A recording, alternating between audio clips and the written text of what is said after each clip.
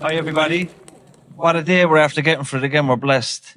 Hello everybody. Welcome back to the Two Norries podcast. I am your host James and I'm joined by my good friend Timmy Long. Hi everyone. Rowan is not on the decks, he's on the cameras. Joe's on the decks and Aina is on the camera there as well. So thanks to everybody and everybody in the Everyman for the opportunity. And look, we'll just bring her on. So our guest today is she's a journalist and a writer. She's famous really for crime reporting on the Sunday World, and her name is Nicola Tallant. Come on, Nicola.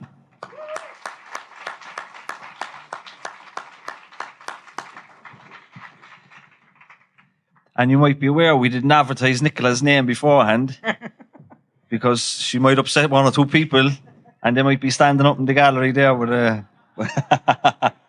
You can never be too careful, Nicola. Yeah. Sorry. You can never be too careful. No, you can't. You have to be a little bit sensible, I suppose. Yeah.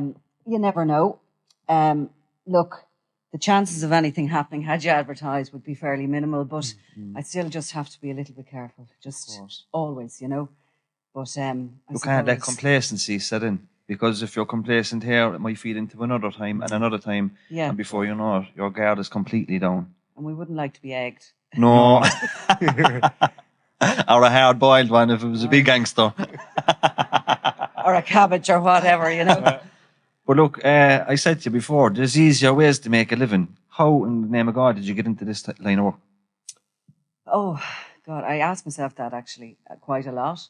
I studied journalism when I left school, and I did always have an interest in crime. I do remember back to being a teenager, I think in particular, it kicked in. And I did my journalism course. I went and took whatever work there is available, because journalism is actually a trade. So you do shift work and you would work night or day whenever you can get it, you know. And, so when you say you're working on the job, you're not like going to college first, or is this part and parcel? Well, nowadays, it sounds like I'm a dinosaur, but when I was doing it, it was a 2-year certificate course. And really all you learned was shorthand, a little bit of law, and a little bit of how to structure a story. But now there is degrees and all the rest of it in it, like there's in everything. But to me, the job actually hasn't changed, and it is a trade. And you have to go out there and learn how to communicate with people from the highest of, you know, the high to the lowest to the low. You have to literally sit down in the streets with somebody or be able to handle yourself in a situation with politicians or whoever. You have to be able to recognise what a story is and... you know, try and keep yourself out of trouble. Maybe I wasn't so good at that. But so then I just started doing bits of like local court cases, district court cases. That's where you'd have had a lot of kind of people entering crime as such. Yeah. So we'd have a lot of people up for possession of drugs.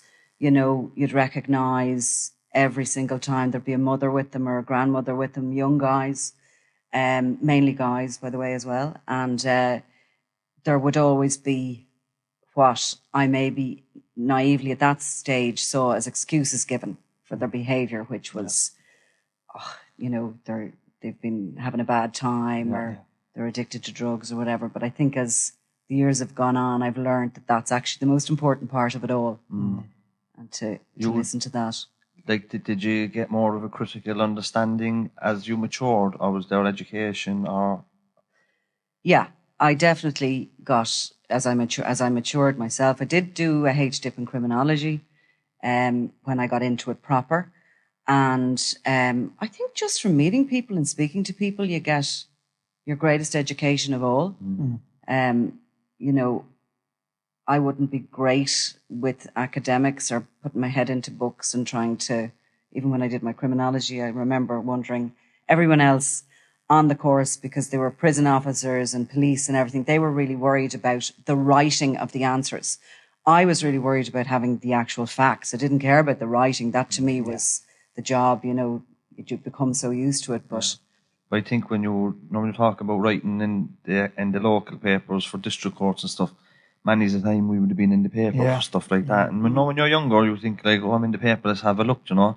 But when you get older, like, and when that stuff starts showing up in Google, it has a big Most impact. people dread the thought of the reporter being inside in the courthouse, sitting at the back taking his notes, because they know then the family's going to be shamed the next day on the Examiner or the Echo. Yeah. And there's a bit of there's a bit of a backlash then, oh, that's the family there with the son that got caught with all the drugs. But that's the reality of it, and that's how the world works. Do you know what can get kind of annoying about that? Like if there's somebody up in the paper, and you often see it. Let's say Timmy Long is up for robbing a packet of ham, a sliced pan, a bottle of milk. I remember I was in court when I was on placement over to probation service, and there was a woman in court for robbing cereal out of deals. She was in her 40s now, like. But this type of stuff that makes the local paper, you think, like, what's the purpose of that? Those days are kind of gone because the newspaper industry is, as a format, is dying while the media industry isn't, but they aren't really covering the district courts anymore. So a lot of that's gone. But at the same point you make about seeing your name in the paper the next day, it's now going to be online and it's there forever. And it's whereas the paper would be wrapping chips, and, maybe not everybody would have seen it. Yeah. The internet, you Google and somebody goes for a job and there they are, And I Do you think it's difficult. Do you think that is fair? Do you think it's fair when people, say, for instance, somebody may have done one or two bad things in their lifetime, and next all of a sudden that story on Google is going to follow them for the rest of their lives? Because I have tried to get stories from my past off Google, because when I was going for a job with a company, a construction firm, I knew that they would just type my name in, and as has happened, it's just, I don't think it's fair that it follows people around forever either. Do you, James? No, like, you should be allowed to move on. But I think, like, for a lot of the stuff I would have been involved in, very little of it is online. But I think for people in my situation now, the younger people now, they have it way worse, because once it goes online, it's always online, isn't it? Yeah, it is. Now, I mean, I have been contacted by people and they've asked me to get the stuff off, and I have, like, if they have a legitimate reason for that. We do have to cover the courts, and we do have to cover, and I suppose we don't have time to everybody that's before a district court to ask them what their background is or what they intend to do, or do they, you know what I mean? So maybe there is a place that there should be, say, certainly the newspapers have an umbrella organisation called News Brands, and maybe there's a place that you could be able to contact there and request it, because there's a press ombudsman and there's a press council. We're operating under a huge amount of rules and guidelines these days and codes of conduct. So maybe that's something that can be set up in the future. Maybe the three of us could organise. Definitely, Yeah, not about it. But one thing I wanted to ask you was, I can remember years ago, well, in the 90s in Cork, right, there would have been a big kind of organised crime presence. And I remember there was a prime time investigation down here, right? And I don't know if you remember the reporter Brendan O'Brien, the fellow with the beard. Brendan used to be, well, he doorstepped a few people down here, that had big profiles, Did you ever do that? Did you ever, like, approach criminals on his front door? I did. What's that like? Yeah. Yeah, you learn how to do that a little bit more responsibly than the first few times I would have done it. When I was very young and I was working for the Herald, now this wasn't a big criminal. This was a couple. I remember there was a story. There was a child had drank some methadone or something like this and had died. It was something along those lines. And I was sent out to the door to see, did the family want to make a comment? Like, when you think about it now, but I had a syringe pulled to me that time, and it was pretty scary, but it taught me a lot, because my gut instinct wasn't to call to that door, but I was getting directed from an office in Dublin what to do, How much autonomy do you have in that situation? Which? How much autonomy have you got? Like, can you turn around and say, do you know what? No, I understand you want a story, but there's a dead baby in the heart of this, and this is not going to go down well. Well, again, I think maturity, and as you get older and you get a bit of experience, I mean, nobody would ask me to do that now, I can tell you. Yeah. But kind of to the bigger criminals, I have approached them, many of them, Daniel Kinahan, Christy Kinahan, John Gilligan. How did they respond to you? Are some polite and some not? Or? None of them have been polite, I have to say. But you get used to it. A couple of years ago, there's a criminal called Georgie Mitchell, the Penguin. He's probably one of the biggest criminals that we have ever exported from this country. But I had got a tip off. He was living in Germany in this quiet little village in the Moselle Valley. And I had sent out a crew beforehand. They hadn't seen him. My contact insisted he was there. So I went out with them and we watched him. We found him, which was pretty good. And once we'd sort of got the photographs in the bag of him, we decided I'd approach him. So he was walking up the street and I kind of sidled up beside him. Well, actually, I had slightly got the distancing wrong and took off in a run after him. So by the time I ended up beside him, I was completely out of breath. So I was, oh, George, like as if I was really starstruck by him. So he sort of took a look at me and I had this baseball cap on and I suppose he was just, it was so out of place. Like he hadn't been approached in 20 years. He didn't turn around and say, fancy meeting you here, like. He just sort of took a look at me and initially said, I'm grand, thanks very much, wondering who this one was. And then he went in under the baseball cap and he went, fuck you. So that was, that's the usual. So it just sort of backed away. You don't really expect them to sit down and give you an interview. Sometimes they might. Usually if there was an interview to be had, that would be arranged through back doors and through intermediaries. Is there an element of them kind of courting you for the publicity and the prestige, I suppose, of being named as a Mr. Big, as the man? Do they enjoy it? Like organised crime gangs nowadays, and we take the two sides of the most recent big feud, the Kinahan Hutch organisations, they actually have press relations wings.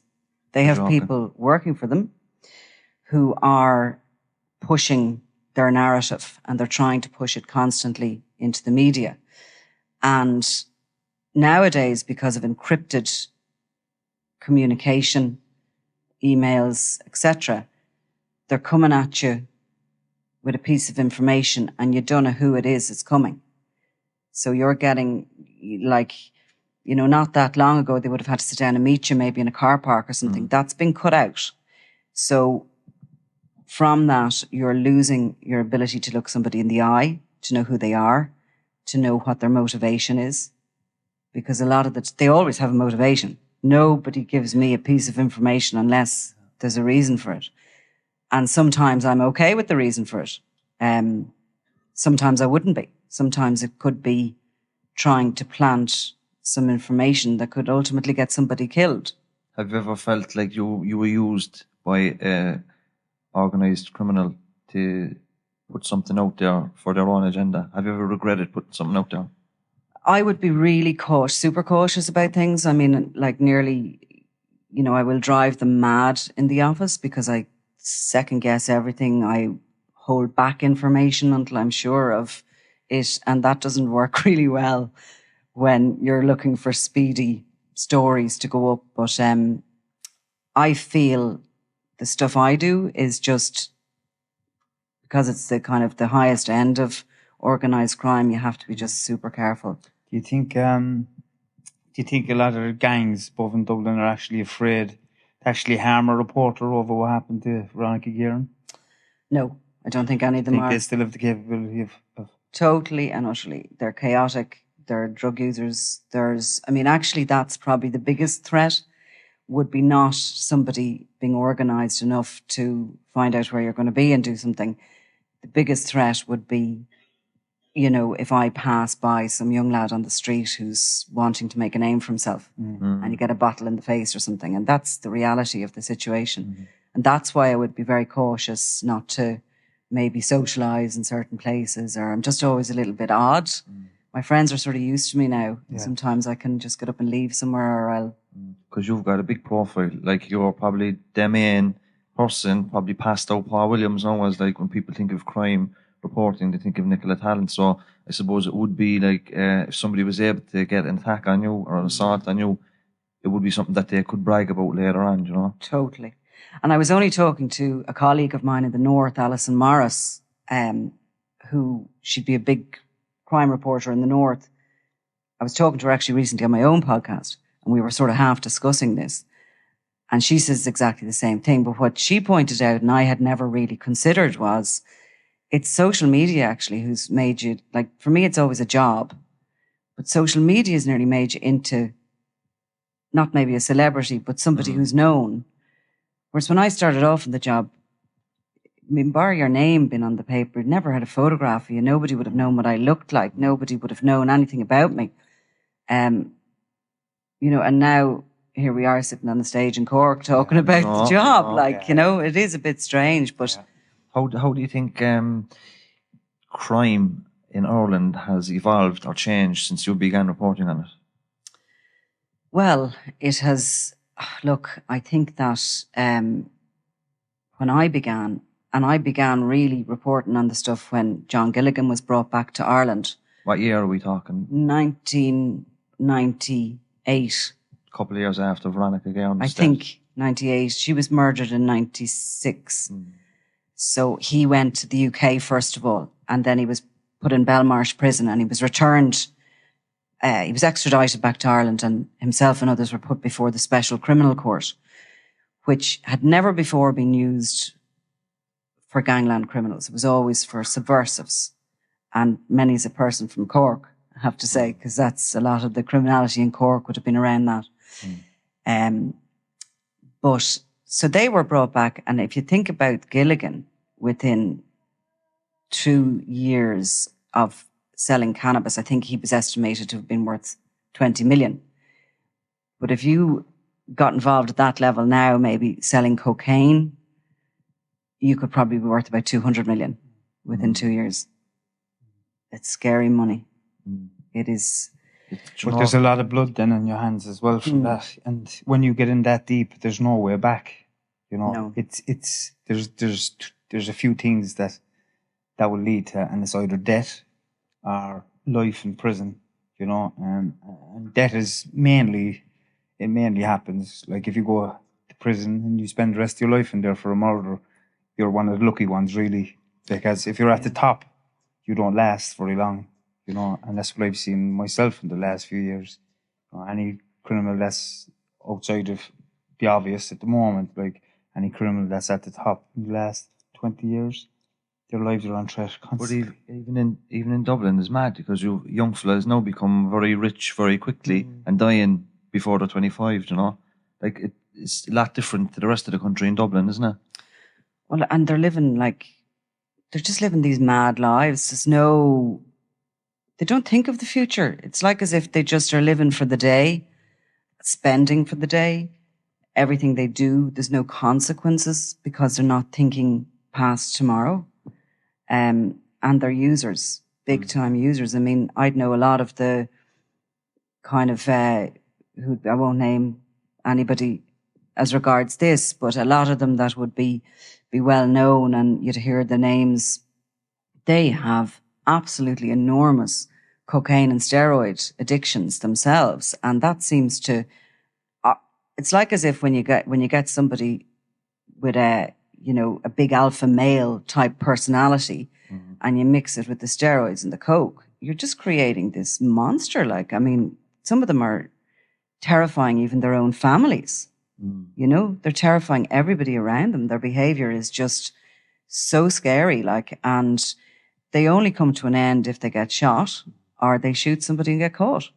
I can completely relate to what you just spoke about, because towards the end of mine, that was the way it was. There was a lot of steroids, a lot of drugs, crime. It was completely chaotic. And you said something there, and it just sat with me very well. You live for the day. You know, I always say it on the podcast that I never saw a life beyond 30 for me. You know, I always knew like my life was going to end through a drug overdose or murdered, or I'd be locked up for life. But if there are any young fellas listening to this, you know, in a cell at the moment, it doesn't have to be that way. It can be the same as me and James. You know, you can get away from that life. You know, I know some situations are a lot different to others, but there is a way out. There always is a way out, you know. And I actually think they have so much to give, way more than I have. I mean, lots of people wouldn't listen to a bloody word I say because I'm not from that environment. I'm an outsider looking in, and people who've been there, I think they've so much to give to younger people to try and steer them away from that life in the first place. And what that gives to society, even if you want to talk financial terms, is just enormous. I mean, to steer somebody away from a life of crime, from a life that they're in and out of the systems, the court system, the jail systems, I mean, it costs a fortune. It's true. And like, that's kind of what we're trying to do, really, you know, like people in prison are watching this, and we've had one person got out recently and contacted us, you know, he watched the podcast inside, and he thinks now that he can change, and he can. But one thing I wanted to touch on there with the drug dealing was, you know, outside of like the steroids, the muscles, the coke, the women, the cars and all that, what's the reality of all that is like people that owe you a lot of money, you know, where they're destroyed at home, they're taking their own lives, you know, they're probably beating their partners because they're under so much pressure. The kids have been abused and neglected. There's parents remortgaging their homes to pay off debts. You know, that's the reality for a lot of people out there, you know. And there's a big issue in Cork at the moment. I know 2 people that are under fierce pressure from people, dealers, intimidating them because their sons owe huge amounts of money for the age of 17, 18, you know. Is that something that you've come across, something Dublin too, intimidation on parents? Everywhere across the country, I get calls from people who are just at their wits' end. I mean, that's when they ring me because they don't know where else to go, you know, and they just do not know how to handle it. This is their kids are, you know, the kids are telling them they're going to be killed if they don't pay off these debts. And it's a real fear.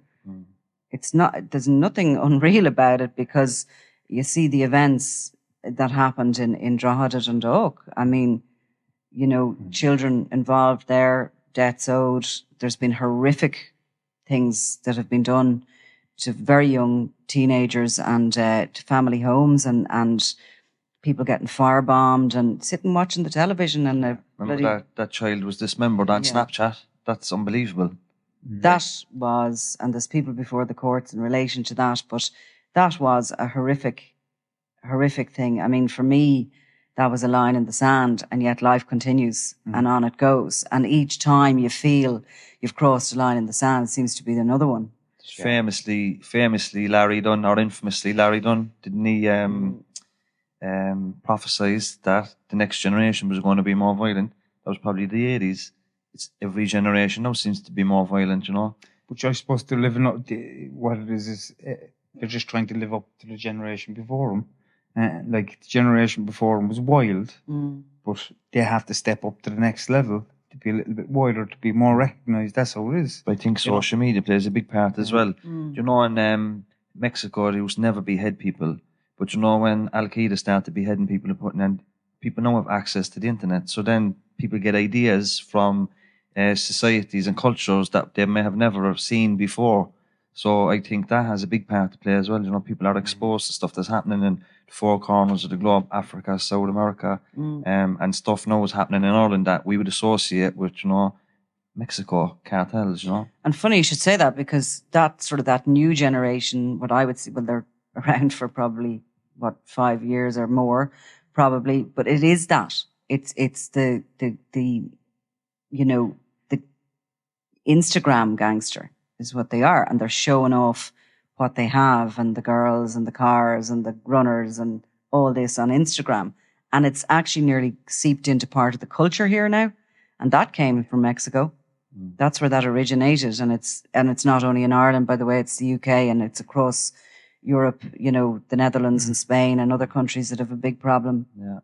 Do you know what else kind of would change in terms of your reporting would be drug trends, and something that I would be interested in is kind of the drug trends in Ireland and kind of positioned in the geopolitical context. Let's say stuff that happens on the other side of the world, how it affects us here. And something that's happening at the moment is the Taliban regime in Afghanistan.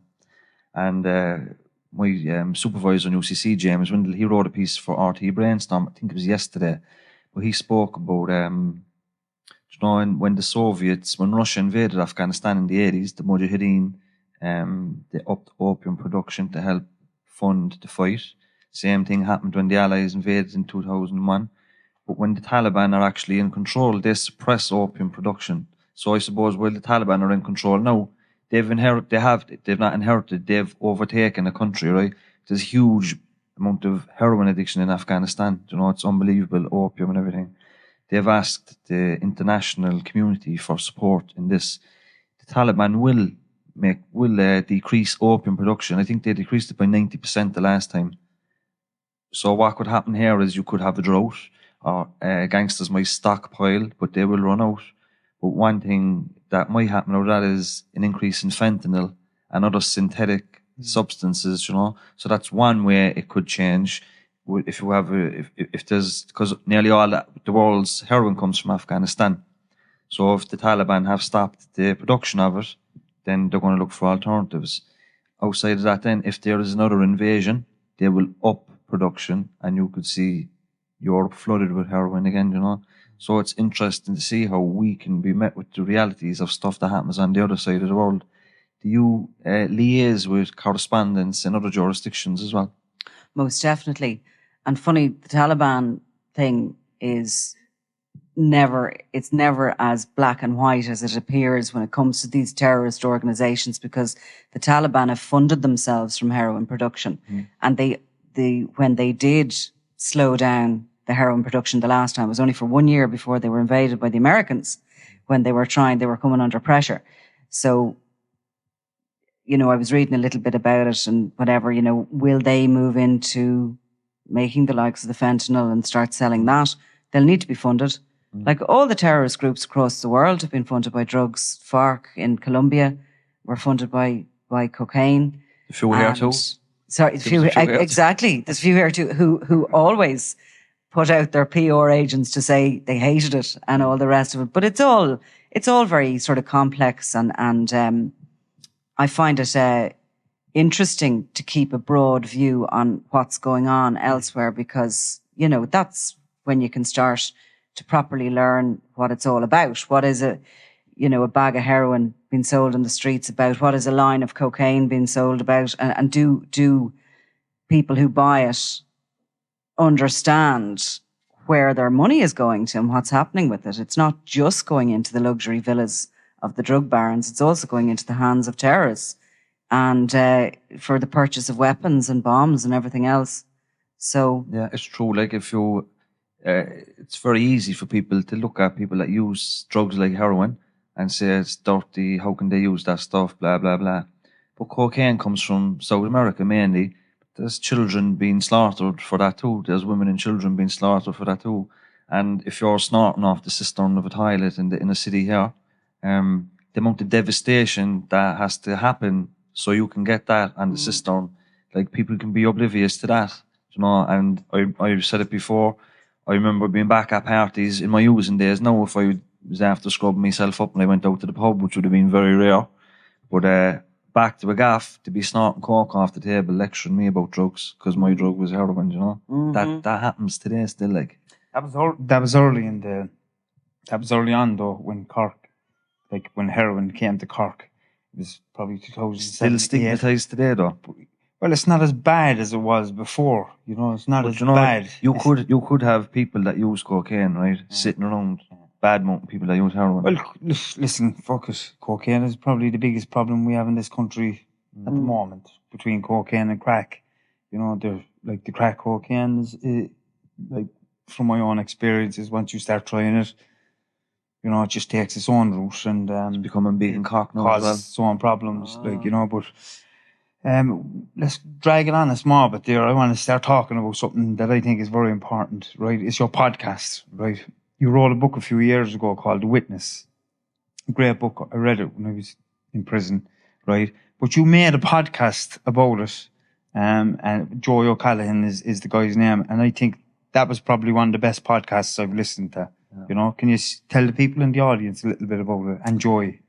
So Joey O'Callaghan was a guy I met in 2012 initially, and he had given evidence in a gangland trial, in a murder trial some years previous, and disappeared into the witness protection program. He was only 19 when he gave evidence in a court. And I often wondered about him and what had happened to him. And they were two really serious criminals, Brian Kenny and Thomas Hinchin, and they'd murdered a young guy called Jonathan O'Reilly. And like, he was so brave to stand up in court to them, and so young, and all the rest of it. When people go into the witness protection program, there's actually laws in place for you not to go looking for them.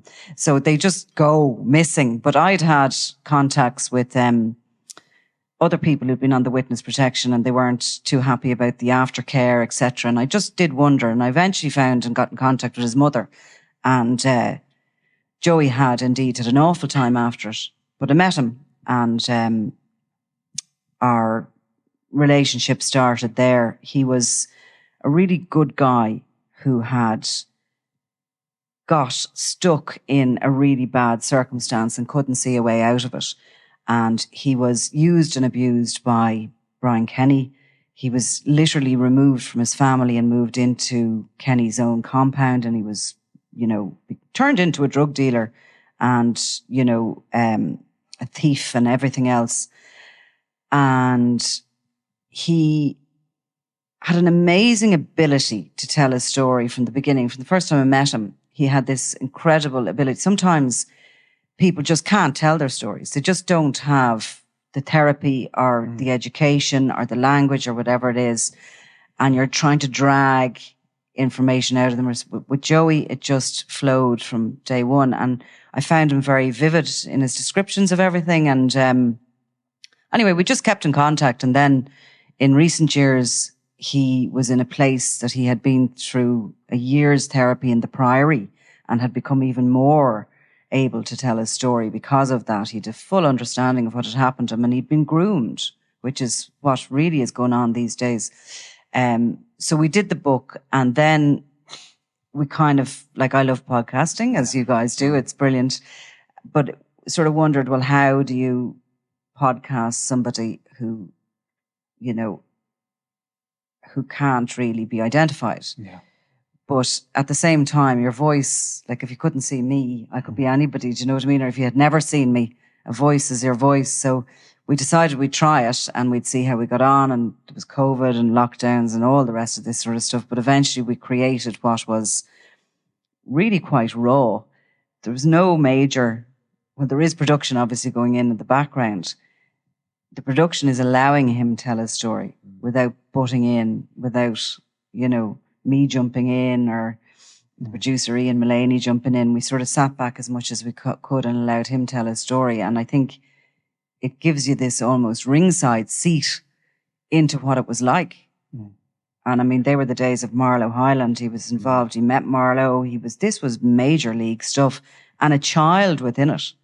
And for me, the importance of the story is that it just shows how the child feels trapped there, and for so many reasons. And it maybe might give us a window of understanding about how to help more kids out. Did you ever hear of Sean Redmond, Yes. University of Limerick? He did a great report on how children get caught up in gangs and how difficult it can be to get out of them, But will I give the audience an overview of what the podcast is? Absolutely. And I'd encourage everybody to go and listen to it. It's the #1 podcast in Ireland at the moment, the very top of the chart. So well done. I'd say very proud of it. I am, yeah. But Joey was groomed by the milkman. The milkman was delivering milk by heroin as well. And he took Joey on the milk round, and before Joey knew it, he was passing parcels through the letterbox with the milk. Yeah. He was being raped by this man as well. Eventually, he took him in full time. The mother was naive, I suppose, but innocent at the same time, And it just got progressively worse. He was involved in armed robberies. He's seen all that. The turning point was when they murdered somebody. They murdered a fellow outside Cloverville prison, and Joey went to the guards and he escaped. Yeah. But it's amazing. He says it in his own words, which is so unique. But he was actually, he had a full addiction to heroin, to cocaine at the age of 13. This guy was giving him cocaine on a daily basis to keep him awake, to answer phones. There was a heroin phone, there was a crack phone, there was a cocaine phone. And all he was doing was answering phones and bagging drugs all day long, for this guy. And this fella was a full-on heroin addict towards the end. He was destroyed. But, like, as you're listening to the story, you could see that this young fella was. You could see that he knew what he was doing was wrong, but he couldn't get out of the situation because there was threats made against his family that his family would be killed. You know, if he didn't continue doing what he was doing, and as anybody knows, you do what you can for your family, you know, to protect them. But it all kind of fell apart then when at the end when they killed this guy, as James said, and his life was bad enough as it was, but it actually became worse when he went into the Witness protection. The guards let him down, didn't they? But they did. Yeah. But do you know what I got from that? There was one guard, right? He was actually in the program at the time, and your man, the guard that was in charge of the case, his name was Toddy what? Toddy O'Loughlin, yeah. Yeah, he asked him to, did he want to go back to school to do his junior cert? And he would sit inside, one of the guards would sit in the stadium, what was it? The Greyhound Stadium or something like that. And they'd go over the junior cert material and they'd do answers, and they brought an examiner into the guard station then to examine him while he done his junior cert. Like, I thought the compassion over the guards then for that, like, so particular, this one guard, that was... It can be a bad organisation, the guards, but there are good people in it. And I think individuals make a difference rather than sometimes the organisation. In Joey's case, he was so young, and what people don't realise is when you give testimony in court and you're on the witness protection programme, as soon as you're done, you're signed off the programme and you're sent off with a new identity, a new social security number, and to a new country. And we have partner countries all over the world. Like, plenty of people from witness protection in Australia, for example, are here living under assumed identities. And that's all very well if you have the maturity and probably if you have the support system around you, because he was too young, he wasn't married, he'd know. Like, a lot of people are signed off the witness protection with a wife and kids or with a husband or whatever. He'd nobody and he had to go on his own. And I don't think he'd got over the whole psychological trauma of all the rape and all he'd been through. And he just couldn't cope. But they have this attitude that it's one program fits all, and it doesn't. And it's just trying to, show that maybe we need to treat everybody as an individual. Even in a program like that, we need to, it's not possible that everybody will get on okay afterwards. But when you think of the amount of lives he's probably saved by closing down that criminal network, like, when you think about it, like, it'd be very hard to find another story that has experienced so much trauma in such a short period of time.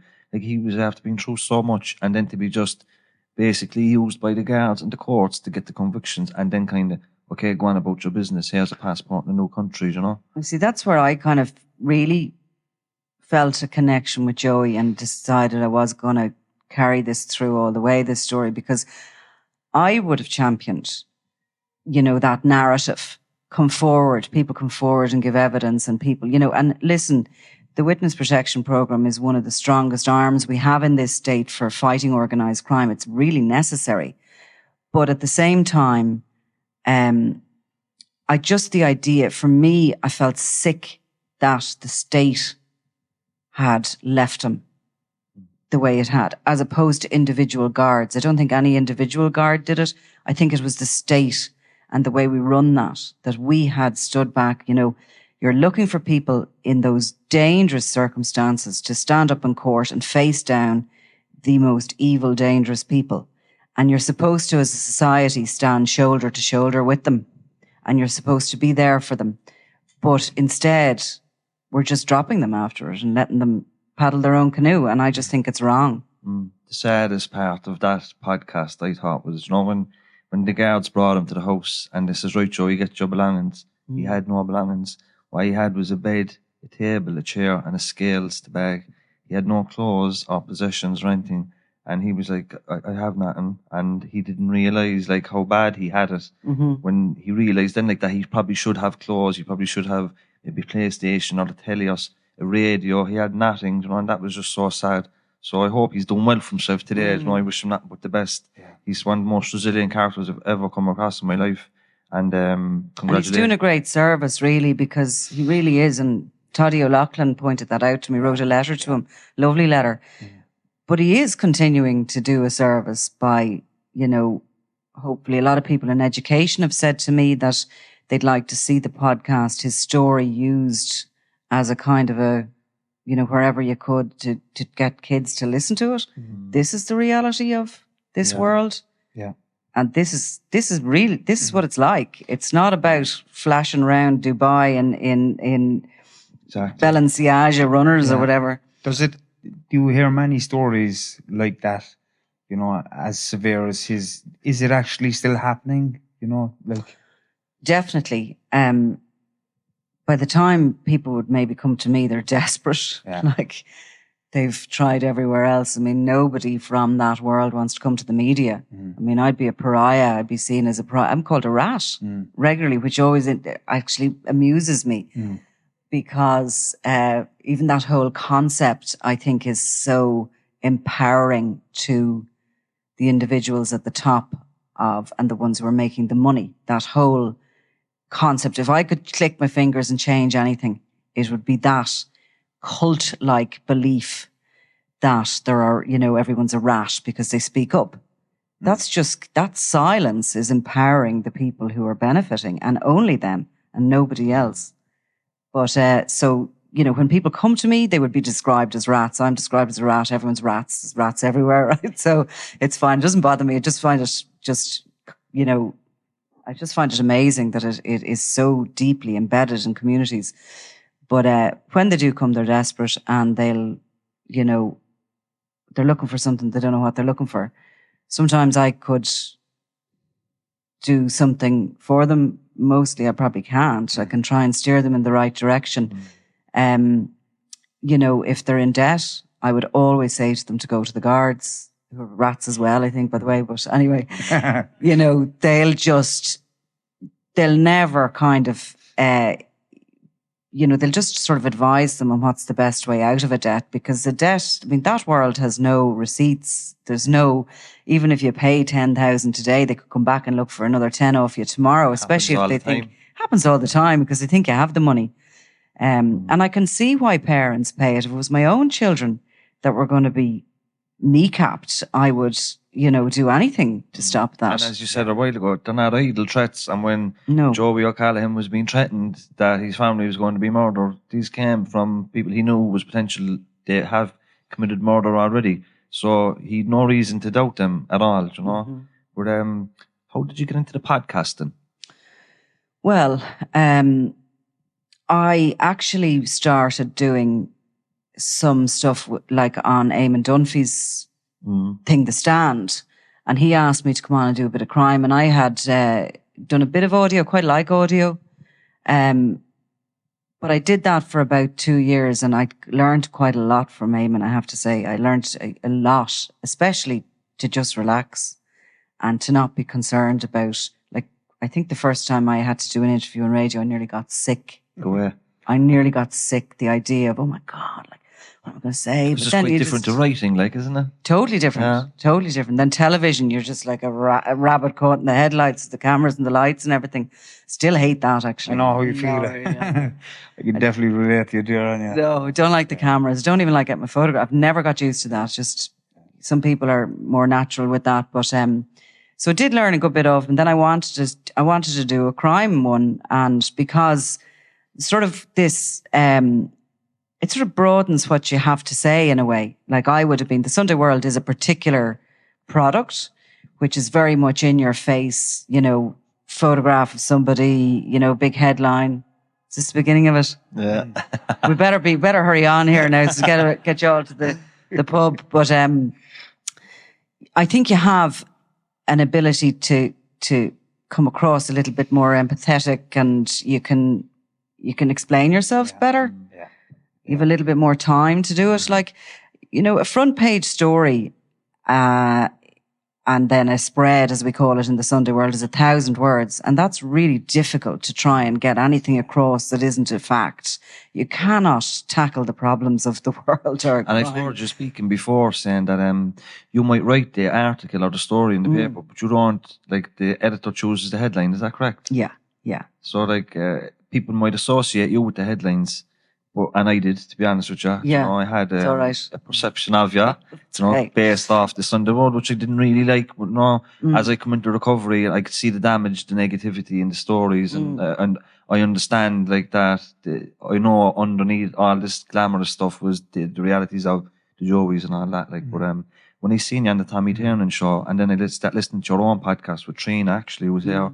But you know, began it done you more justice, I think, because people get to see the real Nicola, and you know, the amount of compassion you have, and that came across as well with the Joey piece, you know. So I think it's of great benefit to you, you know, that people will see like you're not a one-dimensional Sunday World tabloid writer. Yeah. There's a lot more depth to you, you know.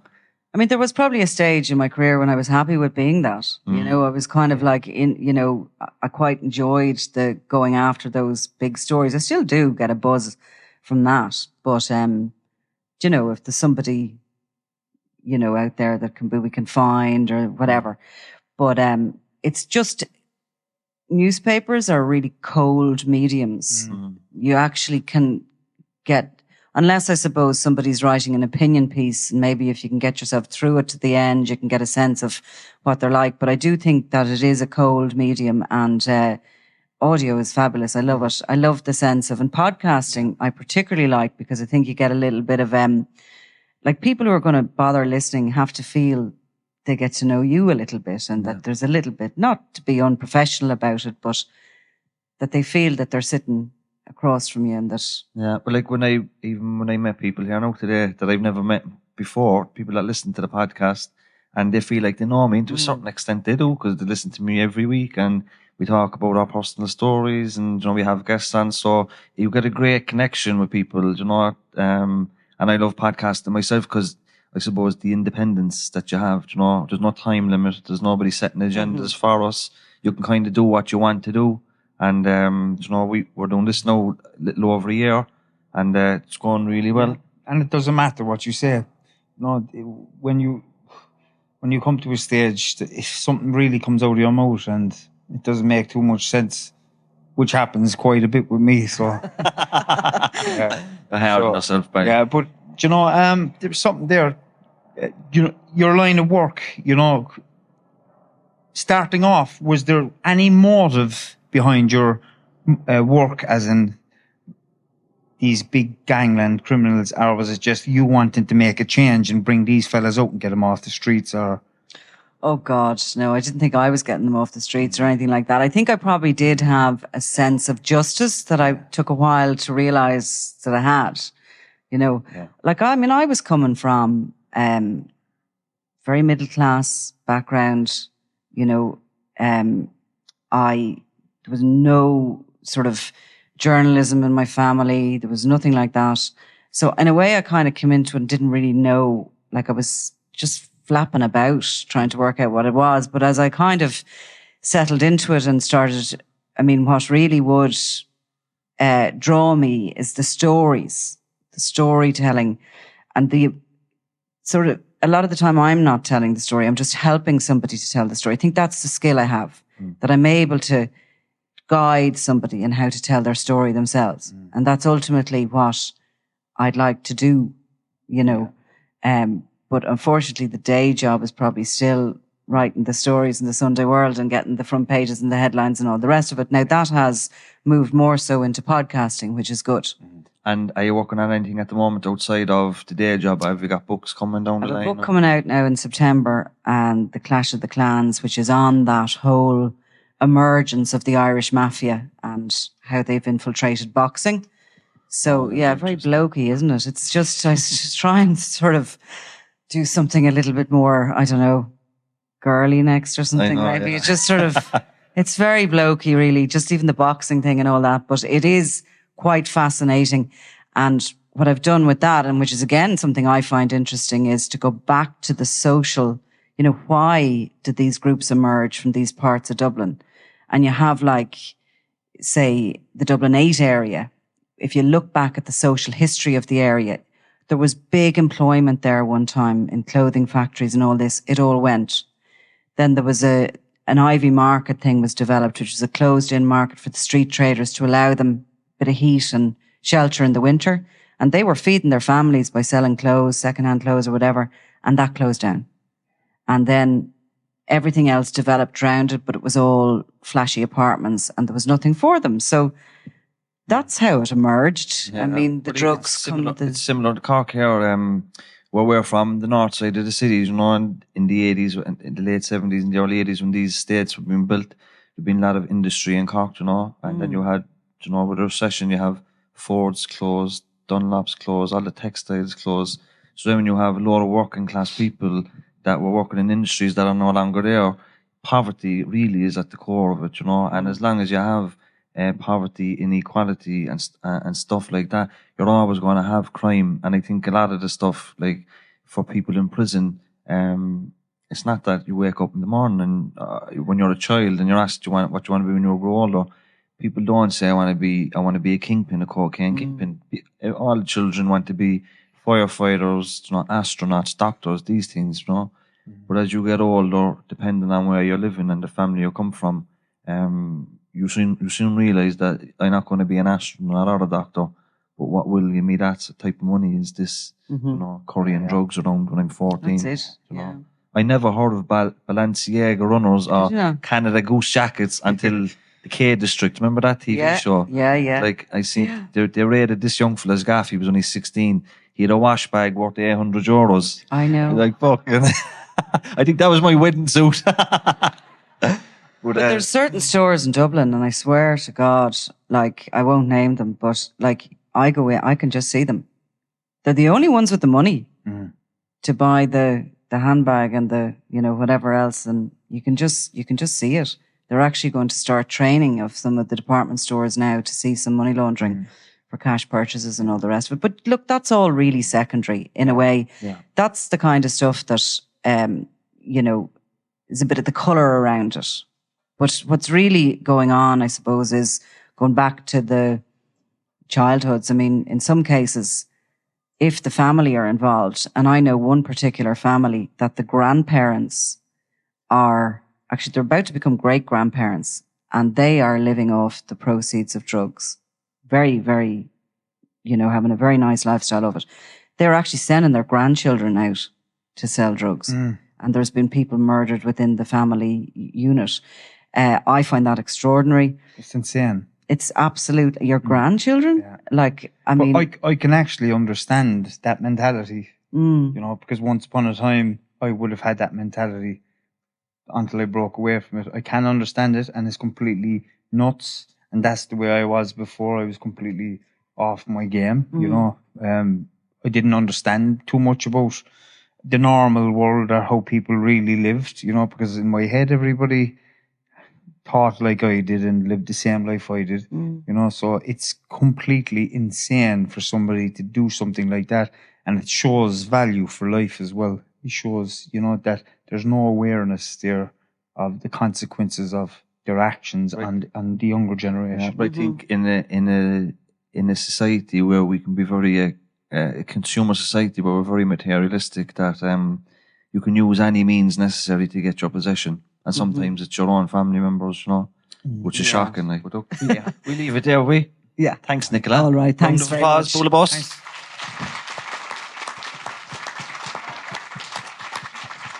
And thanks to the Everyman Palace for putting on the shows for us and for the invitation to have 2 live shows. And thanks to everybody that came. We're really proud that we have such a loyal following, and you know, it's great. And in March, we're going to have 2 big shows inside in the Everyman Palace. So we'll have 650 each night. So if you know any good guests, give us a shout. So look, everybody enjoy the final and have a nice Sunday. Thank you. Hey.